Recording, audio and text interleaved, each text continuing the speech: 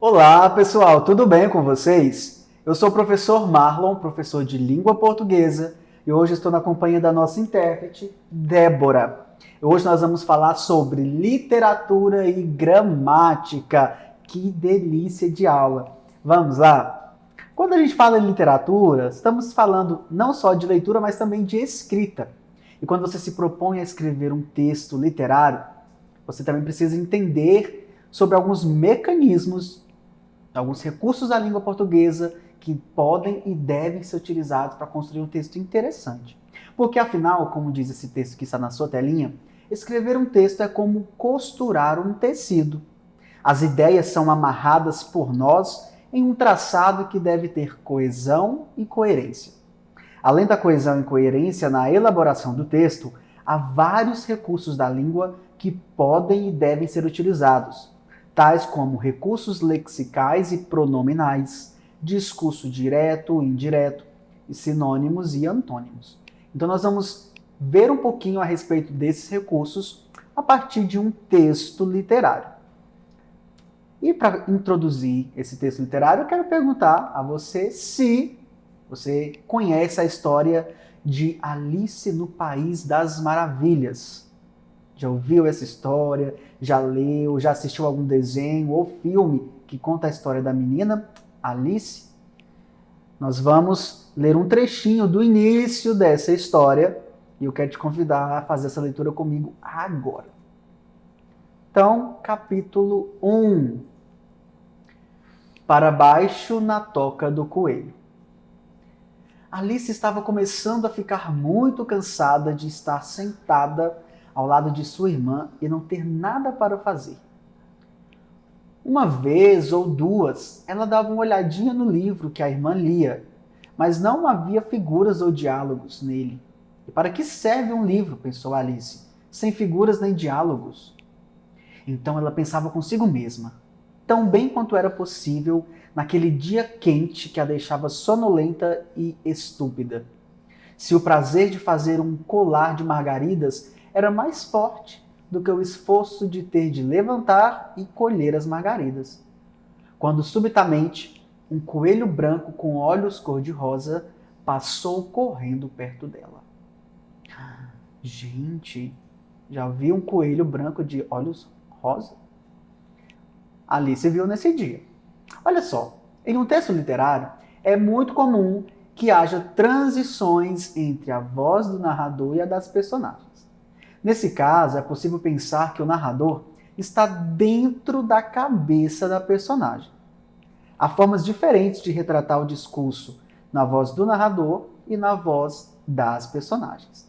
Então vamos ler um trechinho desse texto que nós lemos para observar essa transição das vozes, ok? Observe aí. Para que serve um livro, pensou Alice, sem figuras nem diálogos? Nós temos aqui duas vozes. Nós temos a voz do narrador, onde está grifado aí na cor rosa, destacado, né, na cor rosa, escrito, pensou Alice. Então, o narrador que está fora da história, nesse momento, está falando a respeito da ação da personagem Alice. Agora, nos outros dois textos destacados, e entre aspas, nós temos o que a Alice pensou, o que se passava dentro da cabecinha dela. E veja só o que ela pensou. Para que serve um livro sem figuras nem diálogos? Nós temos aqui a voz da personagem. Em um texto narrativo, quando nós empregamos seja a voz do narrador ou a voz da personagem, nós estamos falando de discursos. Nós temos o discurso direto, quando a própria personagem fala, e nós temos o discurso indireto, que é quando o narrador fala por ela. Então observe que o discurso direto é a transcrição exata das falas das personagens sem a participação do narrador. É o mais natural e comum dos tipos de discurso. Essa fala das personagens é anunciada por um verbo de dizer, chamado de verbo dicende, ou seja, um verbo de elocução. Esse verbo ele pode aparecer antes, no meio ou depois da fala direta. Como nós vimos no exemplo anterior, o pensou Alice está no meio da fala da Alice, né? Vamos observar aqui, então, algumas formas de nós construirmos essa mesma frase no discurso direto. Observe aí. O exemplo número 1. Alice pensou. 2 pontos. Na outra linha, parágrafo travessão. Para que serve um livro sem figuras nem diálogos? O outro exemplo. Alice pensou. 2 pontos, aspas. Para que serve um livro sem figuras nem diálogos? Observe aqui que o travessão foi substituído pelas aspas, e as aspas aparecem no início e no final da fala da Alice. Agora olha só o terceiro aí. Para que serve um livro sem figuras nem diálogos? Pensou Alice. Então nós colocamos o pensamento dela no início, entre aspas, depois colocamos um pequeno travessão e a fala do narrador. Pensou Alice. Nós temos aqui, então, 3 formas diferentes de introduzir o discurso direto em um texto narrativo. Agora, então, vamos pensar em como o discurso indireto ele aparece no texto. A apresentação das falas das personagens é feita pelas palavras do narrador. Assim, é sempre feito na terceira pessoa, nunca na primeira. O discurso indireto é também introduzido por verbos de locução que anunciam discurso.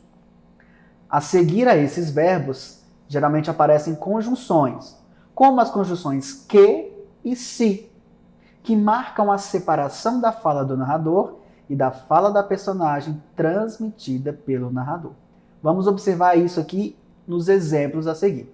Olha aí, Alice pensou sobre para que servia um livro sem figuras nem diálogos. Na sequência, Alice pensou sobre a serventia de um livro sem figuras nem diálogos. Ou, Alice pensou se um livro sem figuras nem diálogos servia para alguma coisa. Ou seja, quando a fala da personagem vai para a terceira pessoa, ou seja, quando o narrador fala por ela, há algumas alterações, mas o sentido deve permanecer o mesmo. Eu quero te falar também a respeito de outros recursos dentro de textos narrativos.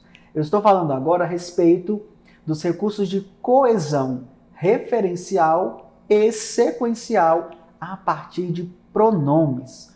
O pronome é uma classe gramatical utilizada para substituir o nome, o substantivo. Ao invés de eu sempre falar, por exemplo, Alice, Alice, Alice, eu posso usar um pronome pessoal chamado ela para se referir a Alice e evitar as repetições. Veja a necessidade de utilizarmos pronomes. Não para por aí. Vamos ver alguns exemplos. Os pronomes, eles podem ser recursos importantes na progressão do texto, garantindo então coesão em um texto dinâmico e não repetitivo. Dessa forma, a recepção do texto por parte do leitor torna-se mais acessível e agradável, além de oportunizar a ampliação de vocábulos e habilidades de escrita a quem está escrevendo e também quem lê e pode utilizar em outros momentos. Vamos ler mais um trechinho dessa história de Alice no País das Maravilhas e observar como os recursos de coesão referencial e sequencial aparecem nele. Olha só aí na sua telinha. Alice não achou muito fora do normal ouvir o coelho dizer para si mesmo: oh puxa, eu devo estar muito atrasado. Quando ela pensou nisso depois, ocorreu-lhe que deveria ter achado estranho, mas na hora tudo parecia muito natural.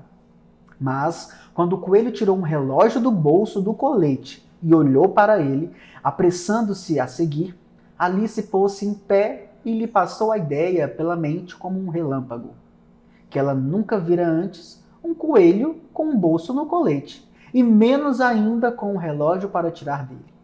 Ardendo de curiosidade, ela correu pelo campo atrás dele, a tempo de vê-lo saltar para dentro de uma grande toca de coelho embaixo da cerca. Você já viu um coelho com um colete e um relógio dentro? Eu só vi isso em Alice no País das Maravilhas. Quero chamar a sua atenção para esses termos que estão destacados no texto. Si mesmo, eu, ela, lhe. Observem que esses termos estão retomando alguns desses nomes para fazer com que o texto ele tenha uma progressão, ele vá se desenvolvendo, ele vá caminhando. E sem deixar buracos, sem deixar frases sem nexo. Vamos então observar quando eles aparecem e a quem eles se referem. Olha só, dizer para si mesmo. O termo si mesmo está se referindo ao coelho. O coelho dizia para si mesmo. Outra aí, eu devo estar muito atrasado. Então, o eu faz com que a gente compreenda que é o coelho. Então, está retomando e dando sequência à narrativa, amarrando uma frase à outra. Ao invés de nós usarmos, por exemplo, quando Alice pensou nisso, então quando ela pensou nisso, então estamos usando o pronome para retomar a personagem Alice e evitar a repetição desse nome todas as vezes que se refere à garota. No próximo exemplo, ocorreu-lhe que deveria ter achado estranho. Então, o lhe refere-se a Alice. Mais uma vez, estamos usando o termo para substituir o nome. Imagina se fosse, ocorreu que Alice deveria ter achado estranho. Alice pensou em tal coisa. Então, para evitar essas repetições, nós usamos pronomes ou algumas outras adjetivações em relação às personagens. E para a gente encerrar esse nosso estudo comparativo, né, da gramática dentro do texto literário, nós podemos também falar bastante sobre os sinônimos e os antônimos. O sinônimo é aquela palavra ou expressão que possui sentido parecido com o de uma outra palavra. Por exemplo, à toa, ao acaso, fraco, débil, bonito, lindo. Para evitar a repetição daquela mesma palavra dentro de um texto, você pode utilizar sinônimos. E o antônimo é justamente o contrário. É uma palavra ou expressão que tem sentido oposto ao de outra. Por exemplo, o contrário de ir é vir. O contrário de fraco pode ser forte. O contrário de bonito pode ser feio. Vamos analisar isso nos referindo então ao texto de Alice no País das Maravilhas. Vejam aí os dois primeiros exemplos. Alice pensou nas imagens do livro. E nós temos Alice pensou nas gravuras do livro. As palavras destacadas, imagens, né, e gravuras, elas são sinônimos ou antônimos? Se você respondeu que são sinônimos, você acertou.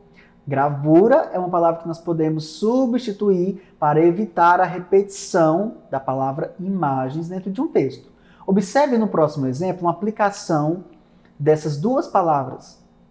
Alice pensou nas imagens do livro. Eram as gravuras mais lindas que já viu. Observe que nós utilizamos gravuras no lugar de imagens para evitar a repetição desse vocábulo. Vamos aí agora para os dois últimos exemplos. Alice encontrou um gato assustador. O gato era de raça. E o próximo exemplo diz: Alice encontrou um gato encantador. O felino era de raça. Observe que as duas primeiras palavras destacadas em cada exemplo, elas exercem a função de antônimo. Por quê? Porque a palavra encantador está se opondo ao sentido de assustador.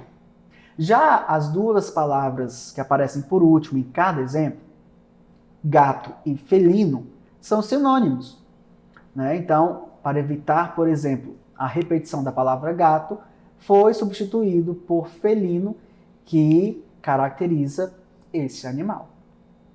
Então, não se esqueça de, quando você construir um texto, se preocupar também com a repetição das palavras e utilizar pronomes, outros adjetivos, outros substantivos para ir caracterizando esses mesmos personagens, por exemplo, e evitar a repetição exagerada. Quer estudar um pouquinho mais sobre literatura e gramática? Acesse o portal Conexão Escola, lá tem uma proposta voltada para essa aula. Foi muito bom estar com você. Eu espero que nos encontremos no nosso próximo momento aqui do Aprender Sempre.